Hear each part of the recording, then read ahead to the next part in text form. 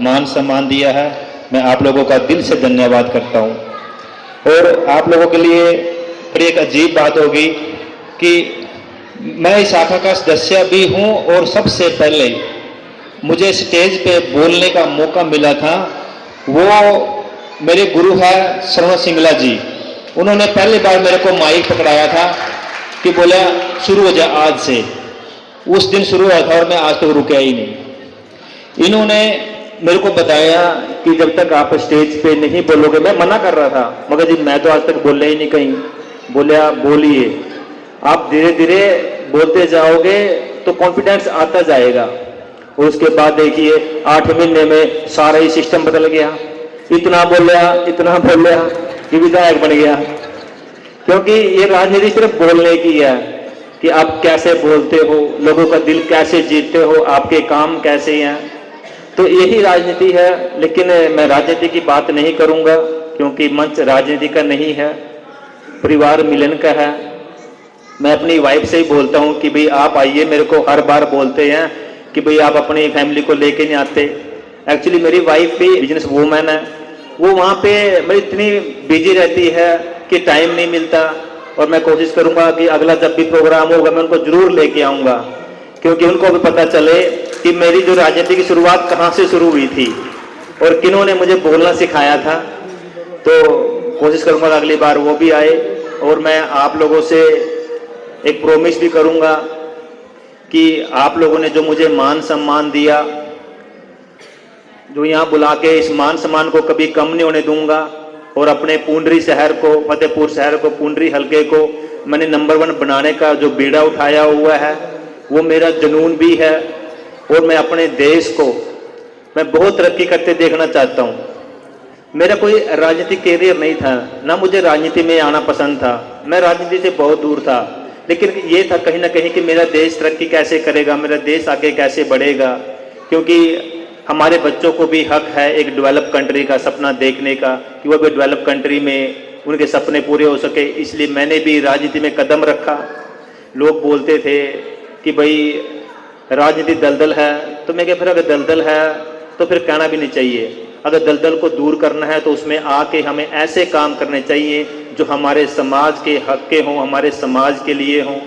अब जो भी हमने राजनीति में आने के बाद जो कुछ काम किए हैं, जिसमें हेलमेट को मैंने तो कोई कानून लागू नहीं किया, ये कानून पहले बने हुए हैं।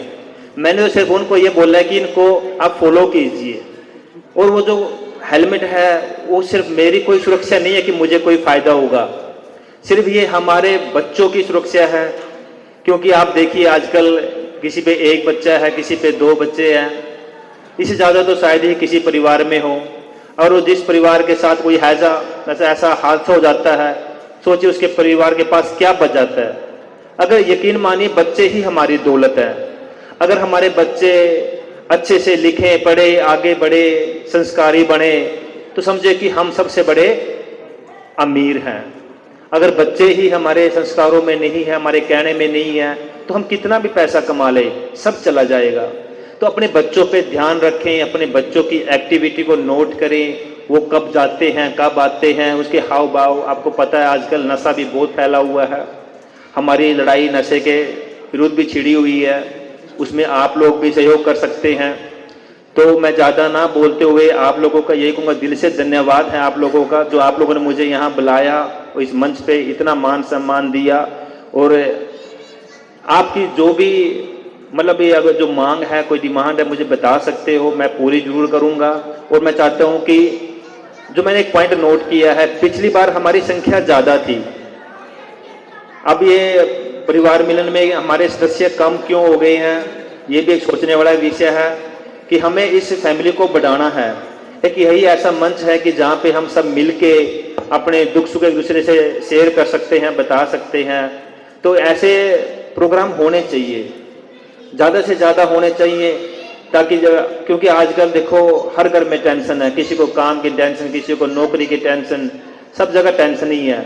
जब ऐसे ऐसे प्रोग्राम होते हैं तो कुछ देर के लिए अपनापन महसूस होता है कि वो मिले हैं, किसी को कोई दर्द अपना बताते हैं। और हमें चाहिए कि एक दूसरे का दर्द बांटें, खुशियाँ बांटें, तभी ये जीवन है। वरना जीवन में हमारे पास है ही क्या, खाली हाथ आए थे और खाली हाथ चले जाएंगे। बता दो कौन लेके गया है, किसी एक का नाम बता दो कि भाई उसने बहुत कमाया है और वो साथ में लेके चला गया। हमारे साथ जो जाएंगे वो अच्छाई और बुराई। बाद में लोग बोलते हैं भाई इसने अच्छा काम किया, भाई बड़ा अच्छा आदमी था। कुछ कह देंगे भाई बड़ा बेकार था, अच्छा चले गया, बहुत बेकार आदमी था। तो सिर्फ अच्छाई और बुराई हमारे साथ जाएंगी और हम इन्हें अपने ज़िंदगी में जो अच्छाइयाँ हैं उनको अपने पास रखना है, बुराई को अपने पास नहीं आने देना। तभी हमारे बच्चे भी, हमारी फैमिली भी खुश रहेंगी। एक बार क्या हुआ, टाइम तो है ना बोलने का। एक सत्संग में महाराज जी बैठे और एक बीबी आई, बोले महाराज जी न्यू का मेरे जो फैमिली है वो मुझे ना सत्संग में नहीं आने देते और मैं ना लुक छिप के आती हूँ। तो महाराज जी बोले भाई बेटा तू आती क्यों है? बोले हाँ। बोले बेटा तू आती क्यों है सत्संग में? अगर तेरे अंदर इतना प्यार है महाराज जी को लेके तो वो प्यार अपने घर में पैदा कर, अपनी फैमिली में कर। जब इतना प्यार पैदा हो जाएगा तो वो अपने आप आपको अलाउ करेंगे। तो कमाल की बात देखिए, एक साल फिर भी सत्संग होता है। एक साल तक वो बीबी, मतलब वो बीबी थी, वो नहीं दिखी सत्संग में। जब एक साल बाद वो दिखती है और वो महाराज जी पूछते हैं बेटा अच्छा तो फिर आ गई? बोला बाबा जी मैं अकेली नहीं आई, मेरी पूरी फैमिली साथ में आई है। तो देखिए प्रेम है कितनी बड़ी ताकत है कि प्रेम अगर आप करोगे तो सब कुछ आपके कहने में आएगा, सुनने में आएगा। आपसे प्यार करेंगे तो आपकी बात भी मानेंगे। और अगर मेरे घर में लड़ाई झगड़ा करके और मैं सत्संग में जाऊं वो भी ठीक नहीं है, फिर घर में क्लेश बढ़ता है। कहते हैं भगवान ये बताओ कहाँ पे नहीं है? कोई कह देगा सिर्फ मंदिर में ही है भगवान है, तो हम झूठे हैं। हर कण कण में भगवान है। अगर हमें कोई हमारे घर वाले सत्संग में नहीं आने देते तो मत आइए। ऐसा माहौल अपने घर में पैदा कीजिए कि घर ही सत्संग बन जाए। तो सत्संग में जाने की जरूरत नहीं है। एक बार फिर कहता हूँ, एक बार क्या हुआ, महाराज जी सत्संग फरमा रहे थे और उनके पीछे एक फोटो लगी थी। फोटो गिर के नीचे गिर गई है। तो साथ में एक भक्त बैठा था, बोले बेटा इस फोटो को ना यहाँ पाँव रखे और ऊपर लगा दे। बोले नहीं नहीं जी महाराज जी कैसे, मैं कैसे चढ़ सकता हूँ उनको आपकी जो आपने बिछा रखा है। बोला बेटा आपने वहां तो नहीं चढ़े लेकिन आप मेरी जुबान पे जो चढ़ गए। जब मैं ही कह रहा हूं कि बेटा आप लगा दीजिए, यहाँ चढ़ के लगा दीजिए, आप मेरे आसन पे नहीं चढ़े लेकिन मेरी जुबान पे चढ़ गई। तो कहते हैं कि हर चीज आपको कहने में अभी हाँ भी किसने क्या कहा, उसका अपने भाव देखना होता है। और जहां भाव होता है वहां परमात्मा होता है। और मैं तो कहता हूं एक जीता जागता उदाहरण आपके सामने है। मैंने एक अभियान छेड़ा था, सफाई अभियान अपने गांव से, और मेरा पक्का ये था कि अगर मैं सफाई अभियान को अच्छे से करूंगा, जहां सफाई होती है वहां प्रभु का वास होता है। और मैंने उस सफाई अभियान में दिन रात एक करके ना दिन देखा ना रात देखा, मैं अपने 54 गाँव में चलता रहा और देखिए प्रभु की लीला। ऐसा कोई एक भी आप एग्जाम्पल दिखा दीजिए कि 8 महीने में राजनीति में आया जिसका कोई फैमिली बैकग्राउंड भी नहीं है और विधायक बन गया। सिर्फ हमने आगे बढ़ना है, कर्म करने हैं। और आज तो वो बहुत बड़े महापुरुष का जन्मदिन है, उनकी जयंती है, स्वामी विवेकानंद। और स्वामी विवेकानंद जी कहते हैं जागो उठो और जब तक चलते रहो जब आपको मंजिल ना मिल सके। तो हमें अपने काम पे ध्यान देना चाहिए, हमें सिर्फ मेहनत करनी चाहिए। अपने इतनी मेहनत करो कि वो चीज आपको, जो आपका सपना है, जो जिसको आप पाना चाहते हो, मेहनत करोगे तो 100% भगवान आपको वो चीज देगा।